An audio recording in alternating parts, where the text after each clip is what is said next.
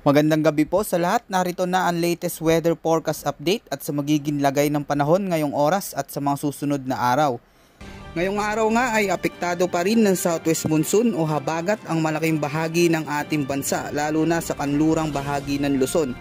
Asahan na magpapatuloy pa ito hanggang sa mga susunod na linggo at patuloy pa rin na magdudulot ito ng mga kalat-kalat na pag-ulan hanggang sa malalakas na pag-ulan at pagkidlat sa iba't ibang lugar sa bansa.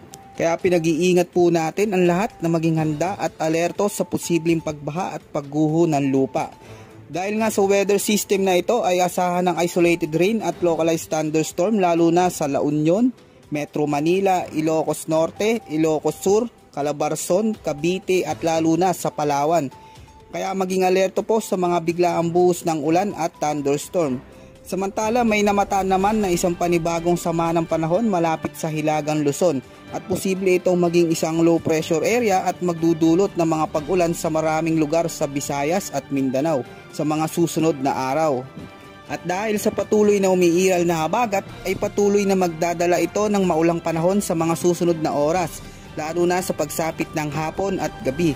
Ang mga lalawigan ng Zambales, Babuyan Island, Pangasinan, Bataan, Ilocos Norte, Ilocos Sur, Zamboanga Peninsula, Palawan, Isabela, Nueva Vizcaya, Cavite, Romblon, Laguna, Quezon Province, Rizal at lalo na sa Metro Manila. Ang mga lugar na ito ay makakaranas sa mga pulupulong pag-ulan hanggang sa malalakas na pag-ulan at may posibilidad na mga biglaang pagbaha at pagguho ng lupa sa mga mabababang lugar. Sa Mindanao at Northern Luzon naman magiging maulan at posible ang mga matitinding thunderstorms pagsapit ng hapon at gabi, partikular sa lalawigan ng Cagayan at Central Luzon dulot pa rin ng localized thunderstorms.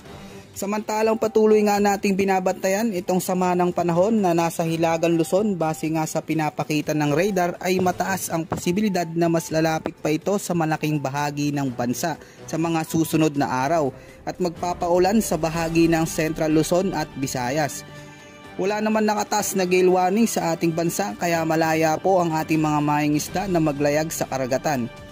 Ayon naman sa ating pananaliksik at ipinapakita ng mga weather models ay magpapatuloy pa at posibleng magtagal pa ang epekto ng habagat sa ating bansa at mataas ang tsansa ng mga pagulan hanggang sa malalakas na pagulan lalo na sa Hilagang Luzon at Visayas. Yan ang ulat panahon sa araw na ito at upang maging alerto at anda sa anumang panahon lalo na sa mga papasok na bagyo ay manatiling nakatutok sa lahat ng update na ating i-upload. Maging alerto at anda sa anumang panahon.